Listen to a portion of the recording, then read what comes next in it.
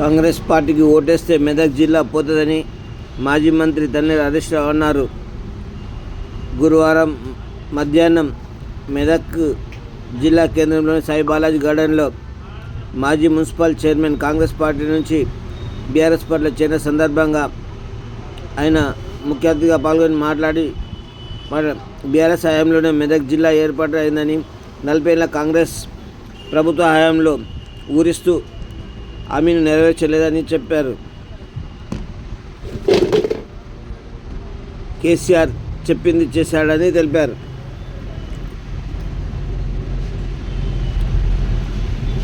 హామీలు అమలు చేయడం చేతకాక ప్రజల దృష్టి మరలించేందుకు నిన్న హరీష్ రావుకు, నేడు కేటీఆర్కు రేవంత్ రెడ్డి సిట్ నోటీసులు పంపిస్తున్నాడన్నారు. ఎన్ని నోటీసులు పంపించినా, ఎన్ని కేసులు పెట్టినా చివరి హామీ నెరవేరే వరకు నిన్ను వెంటాడుతూనే ఉంటామని వదిలిపెట్టే ప్రసక్తి లేదు. 40 ఏళ్ల కాంగ్రెస్ మోసం చేస్తే మెదక్ జిల్లాను చేసి మెడికల్ కాలేజీ, రైలు, కలెక్టరేట్ తెచ్చింది కేసీఆర్ గారు.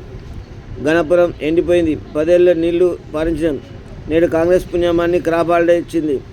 కాంగ్రెస్ ఓడేయడం అంటే మన మెదక్ జిల్లాను మనమే రద్దు చేసుకోవడం అని ఆయన స్పష్టం చేశారు. ఇటీవల ముఖ్యమంత్రి జిల్లాల పునర్విభజన అంశం తలెత్తడంతో మెదక్ జిల్లా రద్దు చేస్తారని బీఆర్ఎస్ మాజీ మంత్రి తన్నీర్ హరీష్ రావు అన్నారు. దశాబ్దాల ఈ సందర్భంగా మాజీ మంత్రి తన్నీర్ హరీష్ రావు మాట్లాడుతూ, కేసీఆర్ గారు వారి నాయకత్వంలో ఎంతో అద్భుతంగా అభివృద్ధి చేశారు. మెదక్ జిల్లా అనే ఒక దశాబ్దాల కలను నిజం చేసిందే బీఆర్ఎస్ పార్టీ.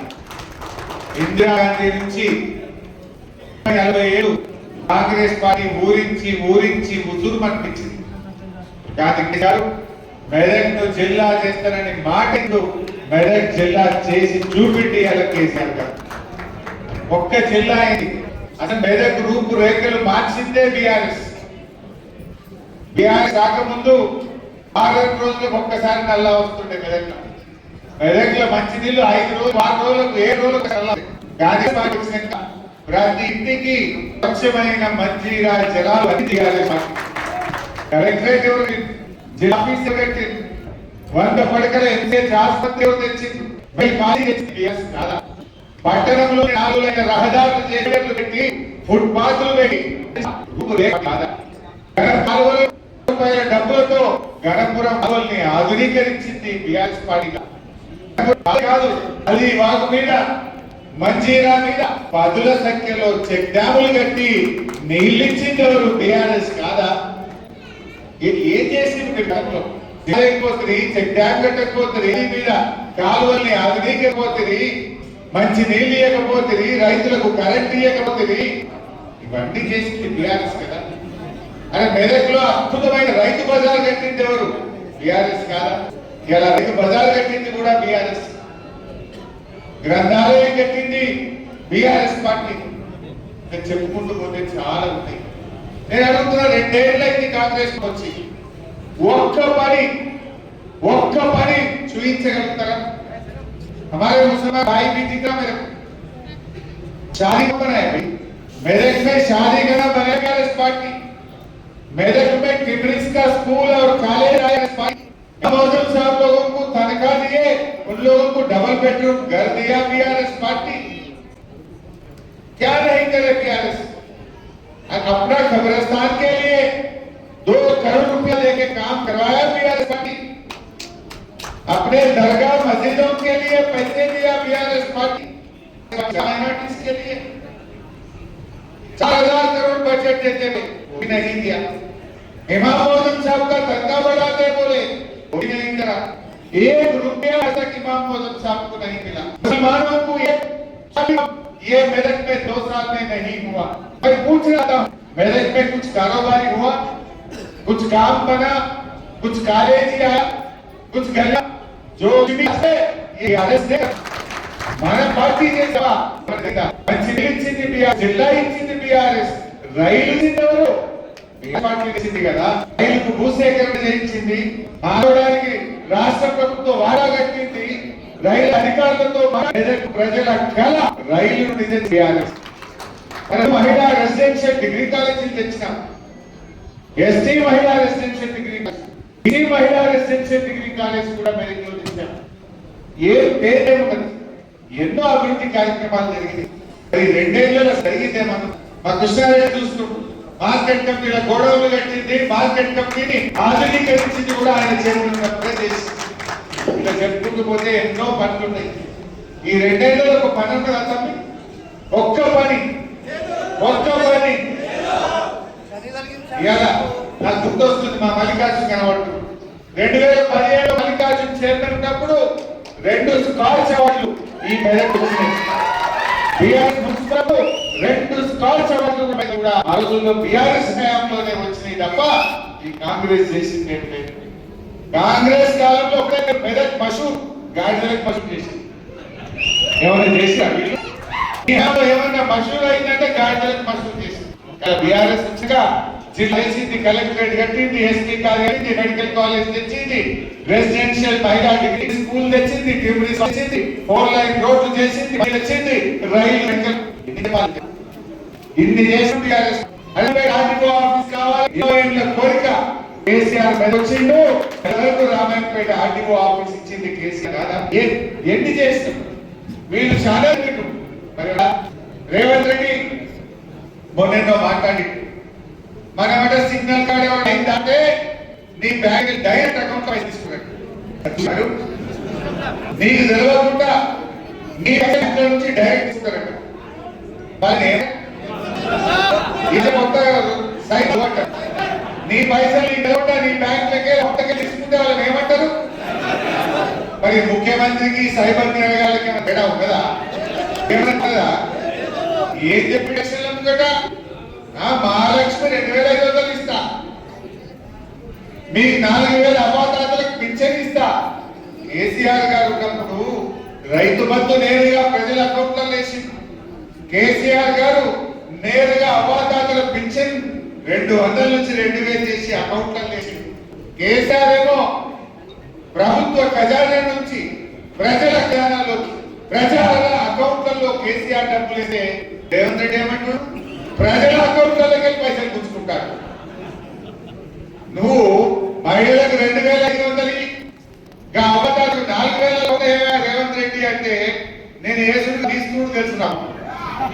ఏసుడు తీసుకోవాలంటుంది. అయినా వేద్దామా? బాగా ఆలోచించండి. మొన్ననే బాకీ కార్డులు వచ్చి మెదక్లా చూసిన. ఒక్కొక్క తాతకు 25 నెలలు నిండింది గవర్నమెంట్ వచ్చి, 50,000 బాకీ కట్టే. ఎవడన్నా కాంగ్రెస్ అవ్వదడికో తాత దగ్గరకో ఓటు అడిగితే ఏం చెప్పాలి? బిడ్డ 50,000 ఇచ్చినాకనే ఓటు అడగాలి కాంగ్రెస్. ఎవరైనా చెల్లె దగ్గరికి పోయి ఓటు అడిగితే 5,500 బాకీ పడ్డ ఇచ్చినాకనే ఓటేస్తామని చెప్పాలి. నిన్న ఒక చెల్లి అడిగింది, నేను టీవీలో వచ్చిన, మీరు చూసిందో లేదో, జోగిపేటలో దామోదర్ రాజు గారు చీర మంత్రి గారు చీరతో నా మహాలక్ష్మి పైసలు 67,500 ఫస్ట్ ఇచ్చినాక మాట్లాడు అని మంత్రి గారికి ముఖం మీదనే చెప్పిందా లేదా? మొన్న ఒక మంత్రి వివేక్ చెన్నూరులో తిరుగుతుంటే రోడ్ ఎట్లున్నది, బుగ్గలు లేవు, ఏం సంగతి అని ప్రజలు చెన్నూరులో మంత్రి గారి మీద తిరగబడ్డారు. బట్టి విక్రమార్క ఉప ముఖ్యమంత్రి గారి మీద మదిరల మహాలక్ష్మి సంగతి ఏంటి చెప్పు అని మదిరలో ప్రజలు ఆయన మీద ఉప ముఖ్యమంత్రి గారి మీద తిరగబడ్డారు. ఇవాళ పొద్దుగాల ఇంకో మంత్రి పొన్నం ప్రభాకర్ హైదరాబాద్ లో తిరుగుతుంటే జనం పొన్నం ప్రభాకర్ నిలదీ పరిస్థితి. కాంగ్రెస్ పరిస్థితి ఏంటి? మనలను ఉప ముఖ్యమంత్రిని ఎక్కడికక్కడ ప్రజలు నిలదీసినటువంటి పరిస్థితి. ఓకే పట్టిండ్రు, 1 సాల్ 2 సాల్ 2 ఏళ్ళు ఒప్పుకోబట్టిండ్రు. ఇప్పుడు నిలదీసే పరిస్థితి మనం చూస్తా ఉన్నాం. అంటే ఇక ప్రజలు నిలదీస్తున్నారని డైవర్షన్ టాక్టిక్స్. నిన్న నాక్సిక్ నోటీస్ ఇచ్చిండు, ఇంకా ఇయాల్లో రేపు కేటీఆర్ ఇస్తాడు. గంతేగా ఇచ్చేది గంతే చేస్తాడు. ఎందుకంటే కేటీఆర్ గారు ఒకవైపు గట్టిగా నిలుస్తున్నాడు, ఇంకొక వైపు నేను అడుగుతున్నా. సమాధానాలు లేవు. నీ బొగ్గు కుంభకోణంలో నీ బావమతికే నువ్వు సాయం చేసిన నీ సంగతి ఏంటంటే దాని మీద సమాధానం లేదు. నోట్స్ పంపుతుంది ప్రేమ లేఖలు. భయపడతాం అనుకుంటున్నావా? నువ్వు ఎన్ని నోటీసులు ఇచ్చినా బిడ్డ నిన్ను ప్రశ్నిస్తూనే ఉంటాం. మహాలక్ష్మి ఇచ్చేదాకా అడుగుతాం, రైతు రుణమాఫీ అయ్యేదాకా అడుగుతాం. 40% నువ్వు తులం బంగారం ఇచ్చేదాకా అడుగుతూనే ఉంటాం. పిల్లలకు ఎస్సీ ఎస్టీ బీసీలకు ఫీజు రియంబర్స్మెంట్ డబ్బులు ఇచ్చేదాకా రేవంత్ రెడ్డి వెంట పడుతూనే ఉంటాం. నువ్వు ఎన్ని నోటీసులు ఇచ్చినా, నువ్వు ఎన్ని అటెన్షన్ డైవర్షన్లు చేసినా నీ వెంటనే పడతాం. ఏంటన్నట్టు మన మున్సిపల్ ఎన్నికల్లో పనిచేసుకోవద్దు, ఏ నోటీసులు ఇచ్చి దాని చుట్టే తిరగాలి. నీ బామ్మది బొగ్గు కుంభకోణం బయటకు రావద్దు, నోటీసులు చేయాలి. జనం కానీ అర్థమైపోయినాయి. నువ్వు ప్రజలు మోసం చేసినావు, పైసలు లేవని ఒకటి ప్రత్యేక విమానాల వల్ల విదేశాలు తిరుగుతున్నాడు, ఢిల్లీ తిరుగుతున్నాడు. ఈయన ఫుట్బాల్ ఆడడానికి స్టేడియం కట్టుకుంటున్నాడు. ఈయన దానికి సింగరేణి నుంచి 10 కోట్ల రూపాయలు తెచ్చుకొని ఈయన తెచ్చుకుంటున్నాడు. మన 100 కోట్లు కట్టింది ఫుట్బాల్ మీద. 100 కోట్లతో 10 స్కూల్ కట్టకపోదుమా? పైసలు లేవంటావు, నీ ఫుట్బాల్ కోసం 100 కోట్ల రూపాయలు ఖర్చు పెట్టవా రేవంత్ రెడ్డి? నీ షోకుల కోసం కట్టవా రేవంత్ రెడ్డి? మనం చూస్తలేమా? నిన్న మొన్న వాటాల పంచాయతీ పడి మంత్రులే ఇవాళ కొట్లాడుకుంటున్నారు. వాటాల కోసం రోడ్డు మీద ఇవాళ అన్ని విషయాలు కూడా ప్రజలకు అర్థమైపోతా ఉన్నాయి. మీరు మెదక్లు నేను అడుగుతా ఉన్నా, ఎందుకంటే కాంగ్రెస్ గవర్నమెంట్ ఉంటే గర్భ చిగులు ఎక్కువ హైదరాబాద్ పోవాలి, హ్యూమన్ రైట్స్ కమిషన్ లో కేసులు వేయాలి. 10 ఏళ్ల బీఆర్ఎస్ గడప అయితే కాలు పెట్టకుండా ఒక్క ఫోన్ కొట్టి మన్మక్క నీళ్ళు అంటే కేసు గడప బయట కాలు పెట్టకుండా 10 ఏళ్ళు గడపురం ఆనకకు నీళ్ళు ఇచ్చింది బీఆర్ఎస్. కాంగ్రెస్ వచ్చింది, యాసంగి పంటకు నీళ్లు బంద్ అయింది. యాసంగికి నీళ్లు ఈ యాసంగి ఎండ పెట్టేసి గ్రామ హాలిడే ప్రకటించింది. యాసంగి రైతు బంధు ఇప్పటిదాకా వాళ్ళే. కేసీఆర్ నాట్లకు రైతు బంధు ఇచ్చింది, రేవంత్ రెడ్డి ఓట్లకు రైతు బంధు ఇస్తుంది. వెంకటమోహన్ అర్పించేది నేను ఓటు వేసి ఇప్పుడు ఊర్లలో ఓట్లు లేవు కదా, ఊర్లలో బంద్ పెట్టింది, ఇప్పుడు టౌన్ లో సిగ్నల్ వస్తుండే. ఆయనకే తెలివి ఉంది అనుకుంటున్నాడు. ప్రజలు నీకంటే తెలివైన వాళ్ళు రేవంత్ రెడ్డి, తెలివి నీకే లేదు, ప్రజలకు నీకంటే తెలివితేటలు ఎక్కువ ఉన్నాయి. ఆ ప్రజలు నీ గుణపాఠం చెప్పడానికి బాగా ఆలోచించండి. ఇలా మెదక్ అభివృద్ధిలో ముందుకు సాగాలంటే మన బీఆర్ఎస్ అభ్యర్థులు గెలవాల్సిన అవసరం. ఆలోచించి కొత్త జిల్లాలు ఏర్పాటు చేసింది. ఇలా కాంగ్రెస్ వాళ్ళు జిల్లాలు రద్దు పెట్టారు. కాంగ్రెస్ పార్టీ పోయమంటే మన జిల్లా బద్దనుకోండి, మన జిల్లా రద్దు చేస్తారన్న రేవంత్ రెడ్డికి ఓటేయడం అంటే మన ఏదో మన కట్టు కూడా. మెదక్ జిల్లా ఉండాలా పోవాలా? ఉండాలా పోవాలా? ఉండాలంటే కారు కొట్టే కాంగ్రెస్ చిత్తుగా ఓడగొట్టాలి. రేవంత్ రావద్దంటే, రేవంత్ జ్ఞానోదయం కావాలంటే కాంగ్రెస్ పార్టీని ఓడించాలని చెప్పి నేను మెదక్ ప్రజలు పిలుస్తా ఉన్నా. మెదక్ అయినా, నర్సాపూర్ అయినా, రామాయణపేట అయినా, తూప్రాన్ అయినా 4 మున్సిపాలిటీలు గులాబీ జెండా ఎగిరి సందర్భంగా పిలుపునిస్తాను. నాకు నమ్మకం ఉంది తప్పకుండా ఈ 4 మున్సిపాలిటీలు కూడా బీఆర్ఎస్ గెలిచింది. అసలు కాంగ్రెస్ వచ్చినాక మున్సిపాలిటీల్లో బుగ్గలు కూడా, వీధి దీపాలు కూడా వెళ్తలేవు. చెత్త కూడా సరిగా ఎత్తుతున్న పరిస్థితి లేదు, కొత్తగా రోడ్ వేసిన పరిస్థితి లేదు. మొత్తం పారిశుద్ధ్యం లోపించింది. ప్రజలు డయేరియా, అంటురోగాలు, విష జ్వరాల బారిన పడి ఇలా నానా ఇబ్బందులు పడుతున్నటువంటి పరిస్థితి ఉన్నది. ఇంకా గొప్పతనం ఏంటంటే దీనికి ఆయన ఇంత దారుణమైనటువంటి పరిస్థితులు ఇవాళ రాష్ట్రంలో నెలకొన్నటువంటి పరిస్థితి ఉన్నది. నేను కూడా ఒకటి చేసి అందరూ కలిసి మెరిట్ ప్రకారం మా ఫారూక్ హుస్సేన్ సాబ్ ఆయన పార్టీ ఎవరి ముఖం చూడడు, జో జీతా ఉनको టికెట్ మిల్తా.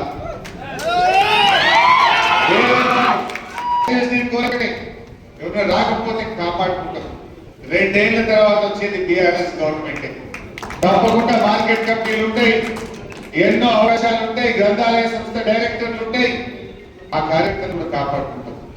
సాగరి మనం జెండా ఎగరేయడం మనకు ముఖ్యం, గులాబీ జెండా ఎగరేయడం మనకు ముఖ్యం. ఏదైనా రాకపోతే కూడా పార్టీ వాళ్ళు కూర్చున్నది, వాళ్ళు క్యాండిడేట్ వస్తున్నారు కదా, బీఆర్ టికెట్లు ఇచ్చినాక మేము ఇంత పట్టుకుంటాం. వీళ్ళు ఎవడో రానోడో, అలిగినోడో, గులినోడో ఎత్తపోదా పోతారా? బీఆర్ఎస్ బిడ్డలు వస్తే తల్లాటరు రాకుండా గెలుపు కోసం కృషి చేస్తారు. రాని వాళ్ళను కాపాడుకుంటాం, వచ్చిన వాళ్ళకు గౌరవం పడదు. దయచేసి భవిష్యత్తు మనదే. అయిపోయింది, అది జాగ్రత్త. కాంగ్రెస్ పని జాగ్రత్త మీద పడంటే మంత్రులే నిలదీస్తుంటే ఏడుకాడావు ఏడవడ మంత్రులను నిలదీస్తుంటే ఉంటది. మంత్రులు బయటకు వెళ్ళాలంటే పోలీసు వాళ్ళు ముంగడ జీపు 4 ఎన్నికలు పెట్టుకొని వెళ్తూ వడ్డీగా వచ్చే పరిస్థితి లేదు. మనం కలిసి మంచిగా పోరాడడం, అందరికి కలిసి మరి మన మెదక్ మీద గులాబీ జెండా ఎగరేసుకుందాం. ముఖ్యంగా సురేందర్ గౌడ్ గారు నాతో ఒక్కటే మాట్లాడినాడు, అన్న మెదక్ జిల్లా మీద గులాబీ జెండా ఎగిరేయడం కోసమే నేను బీఆర్ఎస్ లోకి వస్తున్నా. మా జగతన్న, మా నాగార్జున గౌడ్, కృష్ణారెడ్డి, సురేందర్ గౌడ్, ప్రభురెడ్డి, ఆంజనేయులు, మా సీనియర్ నాయకుడు, వీళ్ళందరూ కలిసి మెదక్లో బయలుదేరి కంటే ఇంకోటి ఎదురుతా మిగులుతాడా? ఇంత మంచి నాయకులు అనుభవం ఉన్న వాళ్ళు, ఇంత మంచి పేదవాళ్ళు ఒక్క బీఆర్ఎస్ ఉన్నారు తప్ప ఇంకో పార్టీలో ఉన్నారా? మనోళ్ళు మంచి ధైర్యవంతులు, బాగా చేయండి. అందుబాటు మన బీఆర్ఎస్ పార్టీ చేసిన పనులను వివరించండి. కాంగ్రెస్ మోసాలను మీ ఫోన్లలో చూపించండి. బాకీ పనండి. ప్రజలను మరి ఎక్కడికక్కడ కాంగ్రెస్ నాయకులు ప్రశ్నించే విధంగా ప్రజలనే వంతం చేయాలని చెప్పి ఈ సందర్భంగా అందరికీ కూడా మరి పార్టీలో చేరడానికి వచ్చిన మిత్రులందరినీ పేరు పేరున స్వాగతం తెలియజేస్తూ జై